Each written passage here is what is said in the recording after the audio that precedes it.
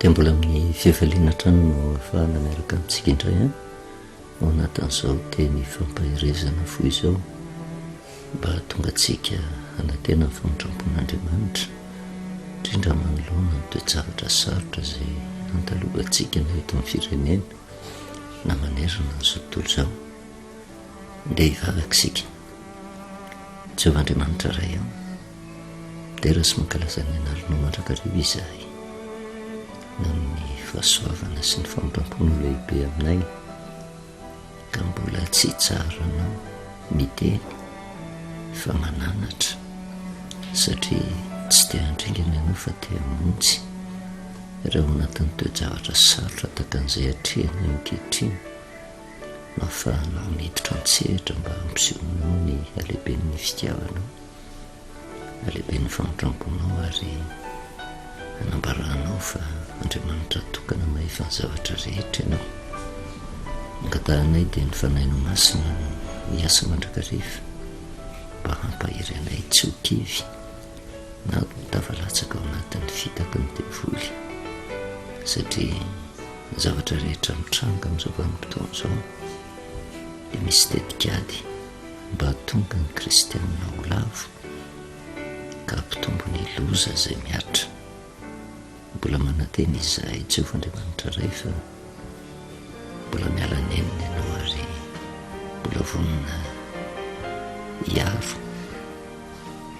dia aoka ny fanahinao masina no mandresy lahatra tanteraka anay mba ahafahanay miverina ao amin'ny tena famarinana. Tenena indray ary Jehova ho fameno ny mpanomponao amin'ny anaran'i Jesosy, amen. Valy miarabantsika amin'ny anaran'i Jesosy manonona ny fahasoavana sy ny fiadanan'ny Tompo ao amintsika mandrakariva. Voaterintsika tsy maintsy mijanona kely ao anatin'ny fanazavana ny andro fafito sy ny Paska izay nifanitsy tamin'ity taona 2024 ity izay tsy iverainantsika intsony ny toe-javatra mitranga satria miavaka ity taona ity. Ary raha ny soratra masina ny dinihana sy ny fitrangan-javatra amin'izao vanim-potoana izao dia ity taona iray manontolo ity dia tsofabela manoloana ny aretina sy ny loza maro isan-karazana izay mitranga. Mahatsiaro ny tenin'i Jesosy Kristy raha iverenantsika ny amin'ny matitiko 420. Raha mandinika tsara tsika dia vanim-potoana tsy tokony hanaovantsika atsirambina intsony ny fiainam-panahintsika fa tokony hiomanantsika ny amin'ny to-tsarotra ho avy, satria araka ny nambaran'ny soratra masina ry Kristy anisany nanazava izay mety ho fiafaran'ny tantara amin'ny fomba fohy sy tsotra kanefa feno zava-dalina.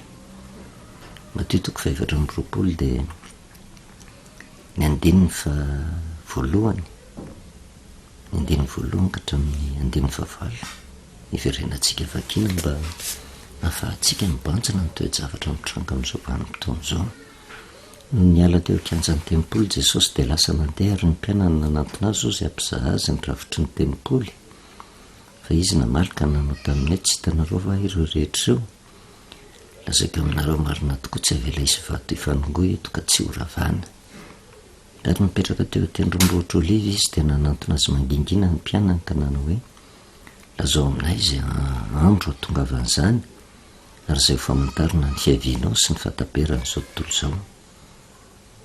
Ary Jesosy namalika nanao taminy hoe mitandrema fa andreo isy hamitaka anareo fa maro no avy amin'ny anarako hanao hoe izao no Kristy ka maro no voafitany. Rendre ady sy filazana ady ianareo koa mitandrema aza matahotra fa tsy maintsy ho tonga izany, nefa tsy mbola tonga ny farany. Fa isy firenena hitsangana mely firenena ary isy fanjakana hitsangana mely fanjakana ary isy mosary sy horohorontany amin'ny tany samihafa, fa izany rehetra izany ny fiandohanana ny fahoriana. Mamperitreritra izany tenin'i Jesosy Kristy izany satria efa manomboka tanteraka avokoa ny famantarana rehetra izay napetra ny milohan'ny andravana n'ity izao tontolo izao ity. Teo anatrehan'izay natonga ny mpianatra nangetaheta ka nanontany azy hoe oviana no atongavan'izany sy mifataperan'izao tontolo izao kanefa ny teny voalohany napetraka Jesosy dia hoe mitandrema ho sy fandrao isanitaka anareo. Zany hoe ao anatin'ny vanim-potoana ny fitakitsika izao inona nefa ny zavatra hitranga. Maro no avy amin'ny anarako anao hoe izao ny Kristy ka maro no voafitany. Ao anatin'izay andin-tsoratra masina izay dia fitoriana filazantsara no tiany Kristy ampitaina izay mandresy lahatra ny olona ary hataona olona maro mihitsy kanefa tsy mandeha araka ny lalan'ny famarinana ary betsaka ny olona ho voafitaka. Manaraka izany ozy dia andre ady sy filazana ady ianareo ko mitandrena aza matahotra fa tsy maintsy ho tonga izany nefa tsy mbola tonga ny farany. Ary eo anatrehan'izay no isiny ny fanantenana amintsika fa mbola vanim-potoana ny fialana ain'Andriamanitra izao na dia efa mitombotra ary ny fiavian'i Kristy. Ary ny ananana fanantenana dia ny tenin'i Jesosy hoe raha vao mitranga izany dia mbola tsy tonga akory ny farany fa ny zavatra manahirana nefa ny teniny amin'ny 9:9 zany rehetra izany ny fiandohany ny fahoriana. Inona ny zavatra hitranga? Ady sy filazana ady, firenena hitsangana mely firenena, isy fanjakana hitsangana mely fanjakana. Tsy arak'ilay eritreretin'ny olona fa hatramin'izay ankeny efa nisy ady teo anivon'ny firenena sy ny fanjakana fa saingy tsy nisy fiantraikany manerina n'izao tontolo izao. Fa ny faminaniana apetraka Jesosy Kristy dia raha vao mitranga ny fanjakana miady amin'ny fanjakana, firenena hitsangana mely firenena dia misy fiantraikany ho an'izao tontolo izao satria rehefa tonga ny farany tsy hoe firenena anankiray no levona fa tia izao tontolo izao tia mihitsy. Ary ninonina fanjakana na firenena mijoro mieritreritra fa ho tafatoetra sanampotehana avokoa noho izany ny afatra Jesosy Kristy dia ady izay misy fiantraikany manerana n'izao tontolo izao mba ho fanairana ho an'izao tontolo izao fefa mitombotra ny fiavian'i Kristy. Kanefa amin'izao vanim-potoana izay iainantsika izao dia zavatra tsikaritra dia miroborobo ny fitoriana ny filazantsara. Raha tsy miondrika ka mandinika ny soratra masina tsara dia tsy mahita ny lala marina. Ary izay indrindra no mampiavaka amin'ity taona 2022 ity misy indray ny famantarana. Tsy hain'ny olona eritreretina tohatra ny zavatra kely no andraisan'ny olona azy araka ny nambarantsika hoe ny afatry ny andro 7 sy ny afatry ny Pasika izay mahagaga ny fanandrifiny ny zavatra mitranga izay fanazavaintsika lava teto. Misy antony manokana. Raha jerevana zany ity taona 2022 ity dia tahaka ny hoe tao-tsabatan' Jehova mihitsy, Pasika ny Jehova mihitsy. Ary izay no tokony hitandremantsika. Zavatra nijanonantsika tamin'ny farany dia niverinatsika resaka mahakasika ny Pasika sy ny zavatra takian'Andriamanitra mba hieritreretantsika tany amin'ny Exodosy 12 fanazavaintsika teto hoe tafiditra ao anatin'ny didy any amin'ny Deutéronome 5 mifampatsiarovana le Pasika izay efa fantaritsika ny Ezekiel 20 hoe tena ny sabata dia famantarana ho amin'Andriamanitra sy ho amin'ny olona mba ho fantatry ny olona fa Jehova no manamasina azy. Ary ny sabata ozy dia famantarana ho amiko so aminareo mba ho fantatra reo fahaizanao Jehova. Izany hoe tomboka se napetraka Andriamanitra. Kanefa re amin'ny Deutéronome 5 izay nresantsika teto dia nanampy fanazavan'Andriamanitra hoe tanàna mahery sandrina hitsitra nitondrako anareo mivoaka avy tany amin'ny tany Egipta, izay no nandidiko anareo hitandrina ny andro sabata. Izany hoe ankolaka ny tenenan'i Jehova hoe matoa mandidy anareo hitandrina ny sabata na mianareo ny Pasika mba ho famonjena. Izay nazavaintsika teto hoe tsy midika izany hoe ny andro asabotsy izay didy napetrak'Andriamanitra ao anatin'ny didy 14 no andro fahafatesan'i Kristy, fa io no andro izay anambaran'Andriamanitra amin'ny olony ny famonjena vita tamin'ny alalan'i Jesosy Kristy. Ary izany indrindra mahatonga an' Jehova miteny amin'ny olona mba hitandrina ny sabaty satria tomboka se ny sabaty. Kanefa fa hitantsika teto ihany koa le paska. Inona no nampiavaka an'le paska? Ny paska tsy marika ny fitsanganan'i Jesosy, fa ny paska dia marika ny fahafatesan'i Jesosy. Ary zay paska fahafatesan'i Jesosy Kristy izay, raha ny Exodosy 12 dia misy zavatra manaitra. Dia ny 13 ny raha dia famantarinao anareo mitrano izay toeranareo, ary raha mahita ny raha dia andalina anareo ka tsisy lozan-dringanana anareo raha mamely ny tany Ekipta. Zany hoe amin'io paska io zany lefa 14 volana Nisana, ny famantarana dia ao amin'ny raha. Kanefa tsy afa-misaraka ny paska, tsy afa-misaraka amin'ilay andro fafito izay didy napetrak'Andriamanitra. Noho izany zany lasa tombo-kase le raha, ary zay no matombo-kase an'le paska. Ary noho izay le raha sy le paska famonjen'izay matombo-kase an'ilay andro fafito napetrak'Andriamanitra, satria io no fara fialanenina azon'Andriamanitra natao ho an'izao tontolo izao. Betsaka ange ny fialanenina nataon'Andriamanitra ao anatin'ny Baiboly, hatrany amin'ny testamenta taloha ka hatrany amin'ny testamenta vaovao, fa tsy nampiverina ny olona tamin'Andriamanitra zany. Ary zay no nahatonga azy nandray fanapa-kevitra naneraka an' Jesosy Kristy zany ho tonga eto amin'ity zao tontolo izao ty. Io no faratapo ny fialanenin'Andriamanitra, ary tsisy azon'Andriamanitra atao intsony amonjenany olona afa-tsy amin'ny alalan'ny faneken'ny olona ny fahafatesan'i Jesosy Kristy. Ary ny faneken'ny olona ny fahafatesan'i Jesosy Kristy dia midika faneken'ny olona ny paska, faneken'ny olona n'ilay raha, faneken'ny olona n'ilay sabata an' Jehova. Ny zavatra nijanona antsika tsy ampy fotsiny mahafantatra fa ny sabata ny andro fafito dia sabata an' Jehova. Tsy ampy fotsiny mahafantatra hoe ekeko fa ny paska dia tamin'ny 14 volana Nisana, ary ny paska dia marika ny fahafatesan'i Jesosy Kristy. Fa misy zavatra takiana ao anatin'izay paska izay, fepetra tsy maintsy arahana. Dia ny 19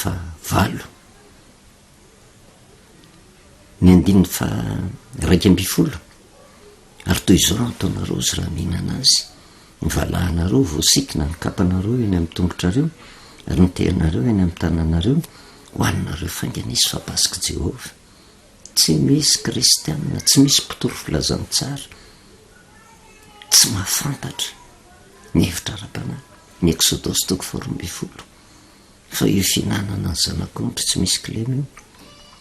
araka mofo tsy misy masirasira io, taty amin'ny Exodosy 12 raha tetina amin'ny tatam-baravarana sy ny tolam-baravarana, dia io no tandindo ny fandraisana fanasan'ny tompo. Ka raha io no tandindo ny fandraisana fanasan'ny tompo izay nitanterahana tamin'ny Exodosy 12 dia azo lazaina ihany koa fa ny fandraisana fanasan'ny tompo dia mbola isan'ny famantarana anankiray tombo-kase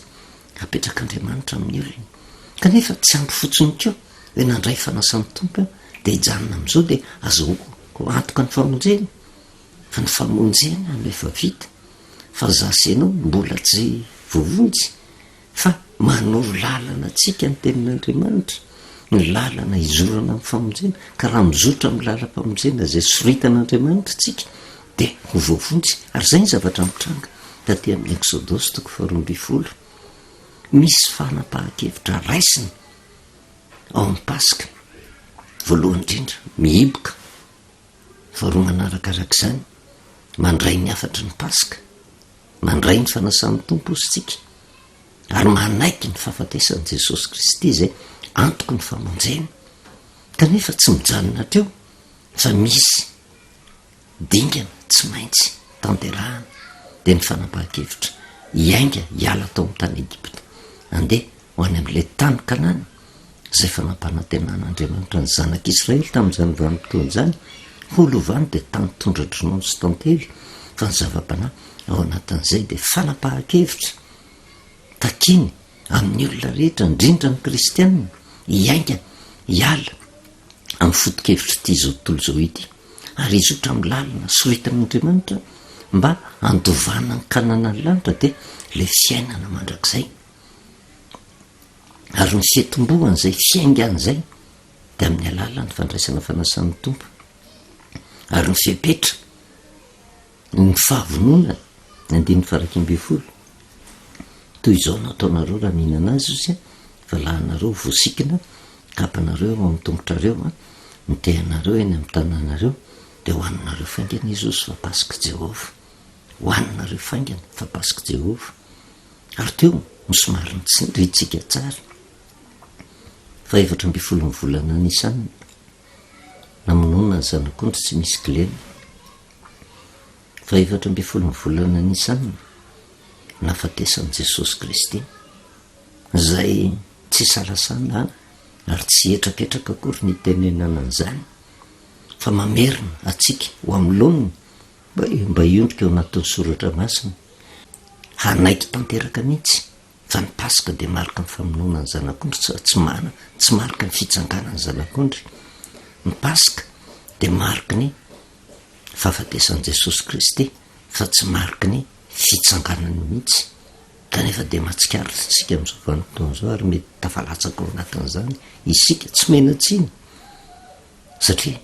mety tsy nandinika tsika, mety nihaino fotsiny tsika fa mitaonantsika nefa ny tenin'Andriamanitra miondre ao anatin'ny soratra masina ka ny pasika izay tandremany akamaroan'ny kristianina dia tandendo ny fitsanganan'i Jesosy, kanefa dia ny tantara ny manambara fa ny 14 volana Nisana pasika mihitsy ary voasoratra izany any amin'ny filazantsara no maty Jesosy Kristy, fa ny fitsanganan'i Jesosy tsy tamin'ny andro pasika fa ny 3 andro taorianan'izay izy vao nitsangana, tsy diso akory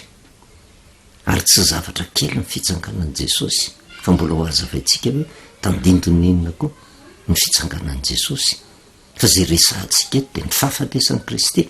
dia mba hahatonga ny kristianina voalohany indrindra niverina ho amin'ny famarinana fototra dia ny fanekena ny sabata,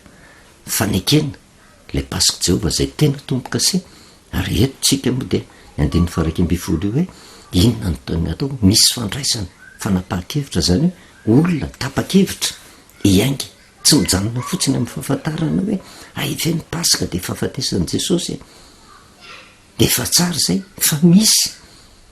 zavatra andrasan'Andriamanitra le raha tetina amin'ny tataom-baravarana sy ny tolam-baravarana sy ny fiaingana tapa-kevitra hiala eo amin'ny tany Egipta andeha hizotra ho any amin'ny tany Kanana, fitomboany fanafahana, fitomboany famonjena ny pasika azotsika lazaina raha izay rehetrarehetra izay mandray fanasan'ny tompo dia fitomboany lalana hialana amin'ity zao tontolo zao ity mba hizotra ho any amin'ilay fiainana mandrakizay izay fa omanin'Andriamanitra ho an'ny olona. Ary izay le fandraisana fanasan'ny tompo izay araka ny resantsika hoe tomboka sy apetrak'Andriamanitra noho izany zany ny olona mandray fanasan'ny tompo dia olona manaiky ny pasika Jehova fahafatesan'i Jesosy, manaiky ny sabata izay andro nitendren'Andriamanitra mba ho ajaina raha mandray fanasan'ny tompo, fa raha vao mifamadika amin'izay na dia mandray fanasan'ny tompo azy dia tsy mizotra amin'ny lalam-pamonjena. Jerevantsika ny zava-panahy izay hitantsika hiverenantsika, tsy mampanina manao tena verina osy Paoly apôstôly mba hasoa ny fanahintsika ny Efesianina 1 eo 120 amin'ny Exodosy 12 io ny zava-panahy ao anatin'izay mba ho takatra tsika. Efesianina 1 dia zao ny voasoratra ao ny 14 ka hatramin'ny 17 mifaharary ary sika ny fahamarinana ny valahanareo ary mitafinondraro ny fiarovatratra kiraro ny fivavononam-panahy avy amin'ny filazantsara ny fihavanana ny tongotrareo ary ho fanampin'izany rehetrarehetra ny taniny finoana ho ampinga izay azahoanareo amono ny zanatsipika mirehatra rehetra izay alefan'ilay ratsy araiso ny famonjena ho fiarovan-doha sy ny tenin'Andriamanitra ho sabatry ny fanahy. Izay ny fanazavana an'ilay Exodosy 12 ny 120 zay le fepetra takina, zay le fiaingana tapa-kevitra hiala tao amin'ny tany Egipta, toerana feno loza manaiky tarihan'Andriamanitra amin'ny lalana hotody ho any amin'ny fiainana mandrakizay. De ambaran'ny Paoly apôstôly ny toe-panahy tokony ananana eo anatrehan'izay. Matetika ny olona nefa mieritreritra ary indraindray tena fotom-pampianarana ampitainy zany hoe ny olona mandray fanasany tompo de efa voavonjy. Ao anatin'ny soratra masina tsy misy an'izany mihitsy hoe zasy ianao de efa voavonjy. Ny famonjena no efa vitan'i Kristy tamin'ny vanim-potoana nahafatezany. Fa ny zavatra andrasany amin'ny olona hoe tapa-kevitra ve le olona andray ny famonjena natolotry Jesosy. Ary rehefa tapa-kevitra izy andray ny famonjena de zay le mariky ny fiaingana, zay le tandindo ny fandraisana fanasan'ny tompo, zay le tompo-kase apetrak'Andriamanitra amin'ny olona. Satria tsy izy rehetra mandray fanasan'ny tompo akory de mandray an'izay tompo-kase zay, satria tsy nakato ny famarinany tenin'Andriamanitra. Raha mijery fotsiny tsika zao tao amin'ny mpianatry Jesosy ange nisy an'izany.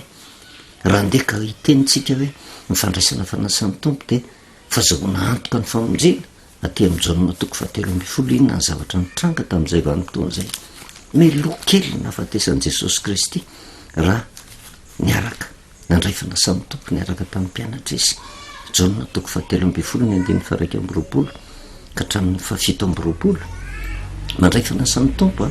ary eto tsy misy lalàna mihitsy manakana ny olona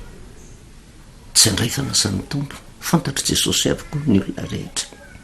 fa izy tsy mametraka fepetra mihitsy hoe ny olona takan'izao tsy mahazo mandray fanasan'ny tompo, fa ny olona takan'izao ihany mendrika andray fanasan'ny tompo. Zay mbola hojerevantsika ihany koa lalàna, satria be deabe ny lalàna apetraky ny olona amin'izao vanim-potoana zao, indrindra apetraky ny fiangonana ny amin'ny lalàn'ny fandraisana fanasan'ny tompo. Hoe ny ankizy kely tsy mahazo mandray fanasan'ny tompo, tsy mahazo mandray fanasan'ny tompo raha tsy vita batisa, tsy mahazo mandray fanasan'ny tompo raha tsy miditra katekômena. Indraindray ohatra ny manampy zavatra tsy voasoratra ao anatin'ny soratra masina zany ny ankamaroany olona, fa Jesosy tsy nametraka fepetra takan'izany mihitsy. Ary matetika indraindray hitantsika ihany koa na eo anivon'ny fiangonana ary rehefa hita ny toe-panahin'le olona fa ratsy ny toe-panahin'le olona de zao sazin'le fiangonana mihitsy esorina tsy ho isany ho mpandray tsy mahazo mandray fanasan'ny tompo. Tsy toe-panahy ananan'i Jesosy Kristy zany. Jesosy ten'Andriamanitra ary mahafantatra mihitsy ny fon'ny olona izy hoe ty olona ity tena vonan-katoa, ty olona ity iodina amiko. Ary hita taratra tamin'ny mpianatra zany. Ka raha mijerytsika ny Jaona toko 7:20 ka hatramin'ny 7:20, rehefa nilaza zany Jesosy ozy de nangororo ny fanahiny ka nanambara hoe izy lazaiko aminareo marina de marina tokoa sy fa ny anankiray aminareo namadika ao anatin'ny apôstôly io. De nifampijerijery ny mpianatra ozy ka nieritreritra zay ray nolazay. Ary nisy mpianatra anankiray nipetraka nihinana teo anilan'i Jesosy de ilay tiany Jesosy io ry i Jaona io, Simona Petera nanatsika azy ozy ka nanao tamin'io lazao zay izy. Ary mbola mipetraka tahaka zany izy de niraika ao amin'ny tratran'i Jesosy ka nanao tamin'io, tompoko iza moa izany? De namaly Jesosy ka nanao hoe lay omeko ny sompikanina lemako noho izy. Ary rehefa nolema ny sompikanina de noraisiny ka nomeny any Jodasy sanaky Simona Iskariota. Jodasy nandray fanasan'ny tompo. Fantatry Jesosy ny tetikadiny, fantatry Jesosy ny toe-panahiny, ary Jesosy nanambara mazava tamin'ny mpianatra ndray aminareo de amadika. Fa Jesosy tsy nisakana ny Jodasy hoe satria no Jodasy namadika tsy mahazo mandray fanasan'ny tompo, fa niaraka nandray fanasan'ny tompo. Fa le toe-panahy hoentina mandray fanasan'ny tompo no jerevan'i Jesosy Kristy. Inona nefa ny zavatra mitranga ny 7:20 manaraka zany no nidirany Satana tao aminy ka hoy Jesosy taminy zay ataonao de atao faingana. Zany hoe nandray fanasan'ny tompo fa tsy tompo-kase n'Andriamanitra no niraisiny, fa devoly no niraisiny tamin'io vanim-potoana io. Ary zay no hanamarina antsika hoe tsy hoe rehefa mandray fanasan'ny tompo de azahoana antoka ny famonjena, fa pirofo mitohaka amin'ny tendany. jodasy nandray fanasan'ny tompo kanefa taorinan'izay mitarika azy ho any amin'ny fahaverezana namadika an' jesosy ary zay ko no atahorana am'izao vanim-potoana zao betsaka ny mandray fanasan'ny tompo betsaka ny manantena famonjena kanefa mipetraka eo amin'ny toeran'ny jodasy satria nahoana mamono ny zanak'andriamanitra tsy manaiky ny zanak'andriamanitra tsy manaiky ny famonjena vitan' jesosy kristy any amin'ny korintiana ny paoly apôstôly dia miteny an'ity satria araky ny resahantsika fandraisana fanasan'ny tompo koa dia mariky ny tompo kasi no lay rany zanak'ondry ary io lay mariky ny fiaingana ozytsika zay mbola tsindrina mafy mihitsy hoe nizaniza mandray fanasan'ny tompo ka mandany paska fahafatesan'ny kristy mipetraka eo amin'ny toeran'ny jodasy izy mpamatika izy nizanizy mandray fanasan'ny tompo ka tsy manaiky ny fahafatesan'ny zanak'ondry ary tena atao mahitsy izy ty hoe manova fa marika ny fahaveloman'ny jesosy kristy ny paska dia tsy nitomboka sehan'andriamanitra ny ao anatiny marina fa famarina no anatin'ny soratra masina mitsanganan'i jesosy fa tsy zay ny hevitra ny paska satria manahoana ty amin'ny epistely soratan'ny paoly korintiana voalohany toko fahenina dia ny andin'ny fahavalo ny andin'ny fafito dia sao ny voasoratra hoe esorony masirasira ela ozy mba hovongana vaovao ianareo arak'izay tsy misy masirasira anareo fa voavony kristy paska ho atsika izy tsy miteny hoe nitsangany kristy paska ho atsika fa voavony kristy paska ho atsika zany hoe fahafatesan'i jesosy no atao hoe paska kanefa dia tohizan'ny paoly apôstôly ny fanazavany aty amin'ny korintiana voalohany toko faraky amby folo dia manomboka hatreo amin'ny andin'ny fafito amby folo fa tsy ino no jerevantsika ny amin'ny fanasan'ny tompo raisitsika amin'le hoe fandraisana fanasan'ny tompo ny andin'ny fahenina amby roapolo dia zao tsara nyresany na oviana ianareo ny mihina ny tono ny fotoana sy misotro amin'ny kapoka dia manambara ny fahafatesan'ny tompo ianareo mandra-piaviny raha adika amin'ny teny tsotra na oviana ianareo mandray fanasan'ny tompo dia manambara ny fahafatesan'ny tompo mandra-piaviny na raha adika atsika satria voavony kristy paska ho atsika na oviana ianareo no mihina ny tono ny fotoana sy misotro amin'ny kapoka dia manambara fa paska mandra-piaviny kristy noho izany zany tsy afabela mihitsy fa misy zavatra takina eo amin'izay le hoe fanekena ny paska zay fanekena ny fahafatesan'ny kristy zay tokony hiverenana satria antoko ny famonjena antoko ny fanafahana fitombohan'ny fanafahana ozytsika zavatra hitantsika tamin'ny Mateo toko faefatra amby roapolo teo dia io le famantarana naseho an' jesosy ny loza maro isan-karazany fanjakana iady amin'ny fanjakana firenena iady amin'ny firenena ny toe-javatra misy amin'izao vanim-potoana zao mampitataina zay misy fetraikany manerina n'izao tontolo zao tsy mbola tonga ny farany ozy jesosy fa voafendohaniny fahoriana zany hoe vo manomboka mendony fahoriana zany hoe tsy ampafilo ny loza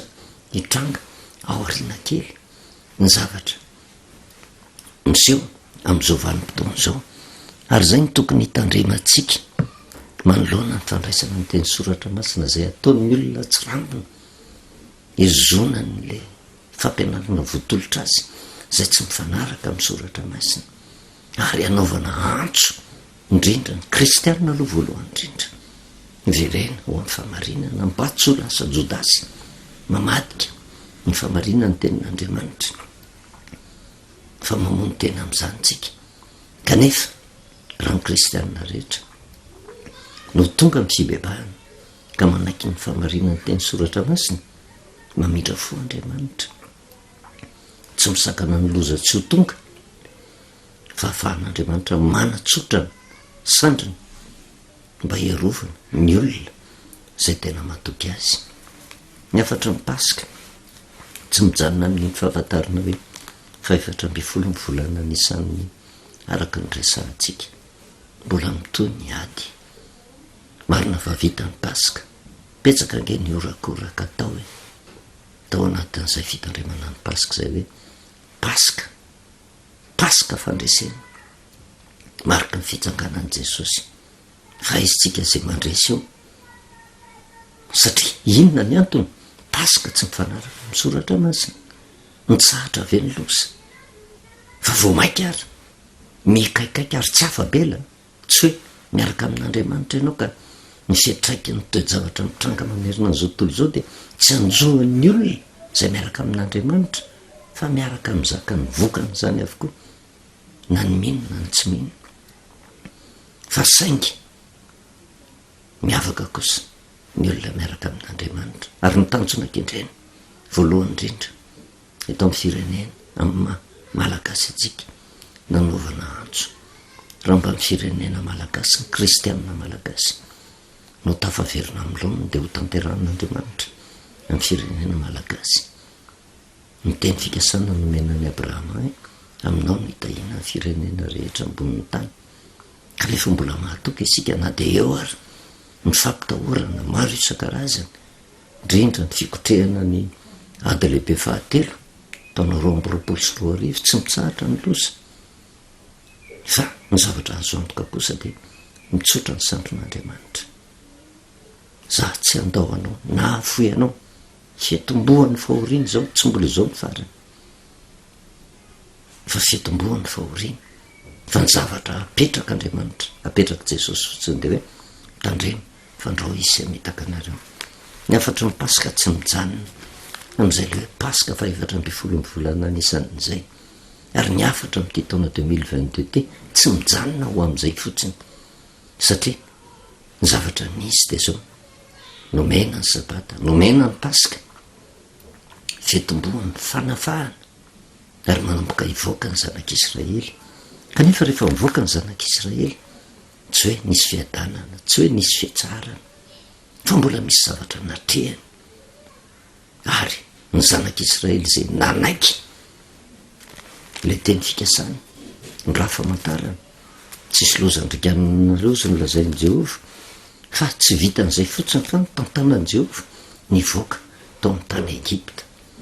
ary teo anatrehan'izay miseho amin'ny alalan'ny famafisakatoko Farao sy ny Egiptianina ny toe-javatra misy keo amin'izao vanim-potoana izao fa natoriana aza ny marina tsy ny olona rehetra no anaiky ny marina fa ohatra ny te hiezaka foana hitady vahaolana amin'ny herin'ny tenany olona na eo amin'ny sehatra ara-politika na eo amin'ny sehatra ara-nofo indrindra na amin'ny sehatra ara-panahy na dia toriana aza ny marina dia zao tsy afaka hiala amin'ny lasitra fototra ny iainany le zanak'olombelona indrindra ny kristianina kanefa araka ny nambarako hoe raha ny kristianina miray fo miray saina manatanteraka ny vavaka nataon'i Jesosy hoe mba iray ihany izy rehetra iray amin'inona iray amin'ny fankataovana ny famarinana zay tokana ao anatin'ny soratra masina mamindra fo Andriamanitra ary zany no irintsika ho amin'ny firenena za tena mino sy matoka mihitsy hatramin'ny mpitondra na mpitondra mpitantana ara-nofo zany na mpitantana ara-panahy manaiky ny famarinany tenin'Andriamanitra ataon'Andriamanitra miavaka ty firenena ity na dia orany losa metraiky manerina n'izao tontolo izao fa tsy hoe afaka ny paska dia milamindamina afaka ny paska vo mainky mihamafy ny losa ary ho vavolombelona tsika mahita ny zavatra mitranga raha ty taona 2022 ty fotsiny io ny zavatra hitatsika ny coronavirus reny mamely mbola mitoy mandrakakehitriny ny aretina maro isan-karazany mamely izao tontolo izao ary tsy vitany hoe mamely ny zanak'olombelona fotsiny fa mamely keo ny zavaboarin'Andriamanitra ny fampitehan'ny tontolo iainana ny aretin'ny biby maro isan-karazany ny loza voajanahary mitranga maneran-tany araka ny tenin'i Jesosy hoe isy oro-tany isy mosary fitomboan'ny mosary ange zao zavatra mitranga zao ny fitombon'ny vidim-piainana io efa manomboka mimosarena ny olona eo anatrehan'izay fiandohan'ny fahorian'izay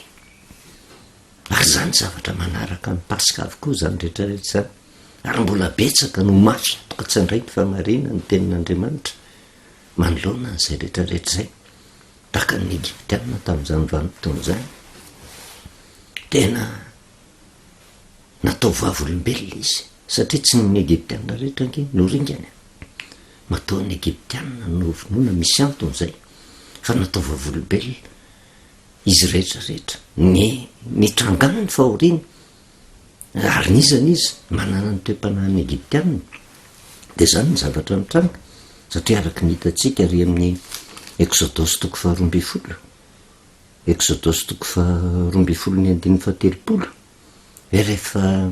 tonga le pasika ivoaka ny zanak'Israely ny foram-bola alina koa farozy de izy sy ny mpanompony-drehetra ary ny egiptianina rehetra fa nisy fidradradrarana mafy tany Egipta satria tsy nisy trano zay tsy nahafatesany de napaka ny Mosesy sy Arona izy raha mbola alina ozy ka nanao hoe mitsangana mialahy eto amin'ny vahoakako ianareo sy ny zanak'Israely ary mandehanaka manompoan' Jehova araky ny nolazainareo ary ny indray manosinareo sy ny ombinareo de entiko arak'izay fa nolazainareo ka mandehana fa mba tsofirana tonga saina ihany manoloana ny loza zay mitranga de navela ny zanak'Israely ande zay le tanàna mahery sandrina minisitra tondrany Jehova ny zanak'Israely nivoaka tany amin'ny tany Egipta fa tsy afabela am'izany isika am'izao vanim-potoana zao ho an'ny olona tena manany tompo-kase manaiky ny sabatan'i Jehova manaiky ny pasika ho tompo-kase manaiky ny fandraisana fanasan'ny tompo ho tompo-kase mandodina zany hoe le mpampahory no manosika mihitsy mba handeha lasa ny zanak'Israely fa tsy nijanona hatreo ange ny zavatra mitranga hiainga ny zanak'Israely andeha hamonjy ny tany Kanana rehefa jerevantsika ny tantara ka ny zanak'Israely rery nandray fanapahan-kevitra hiainga fa na ny egiptianina koa ary de hiainga fa nitoe-panahy ny aingana tsy mitovy zay nahatonga antsika ndraisaka ny exodosy toko faraika ambifolo hoe misy fepetra takiny tsy ampy fotsiny ny fahafantarana ny pasika fa le fandraisana fanapahan-kevitra hiainga amin'ny alalina fanatanterahana hoe ny valahanareo voasika kapanareo eny amin'ny tongotrareo ny tehana eny amin'ny tananareo hoaninareo faingana izy fa pasika Jehova zay le tandindony ny fiaingana ary tsy nitaredrehetra zany le hoe hoanina faingana amin'ny vanim-potoana hitenenan'i Jehova tonga ny vanim-potoana hiaingana tonga ny pasika de menga de hitantsika tany amin'ny Efesiana ny hevitra ara-panahy zay nambaran'ny Paoly apôstôly miainga zany afoy le toerana nahazatra afoy le toerana mahafinaritra afoy le faharatsiana tao amin'ny tany Egipta afoy mihitsy le toetran'ny egiptianina miainga ny zanak'Israely rehefa niainga izy inona ny zavatra mitranga exodosy toko fa efatra ambifolo tsy tondra lesona ho an'ny olona na de toriana rany marina tsy ny olona rehetra nao anake ny marina kanefa lalana mizotra ho any fandringanana satria tsy maintsy ho ravany ty zao tontolo zao ty ary inona ny antony andravany raha ny tsary ty zao tontolo zao ty nandray fanapahan-kevitra Jehova tsy mandravany ty samy ratsy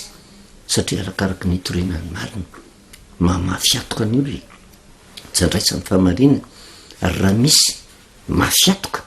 ny kristianina ny mafiatoka voalohany indrindra satria tonga am'le tenean'i Jesosy hoe mahafoy ny didin'Andriamanitra mitana ny fanaon'ny olona haifonareo ozy didin'Andriamanitra no fampianarana voatolotra anareo tsy manaiky ny fahamarinana ny tenin'Andriamanitra ary zany mahatonga n'le hoe miainga kanefa tsy araka ny sitrapon'Andriamanitra de manana toe-panahy ny egiptianina tsy manaiky mihitsy maandriamanitra n'Andriamanitra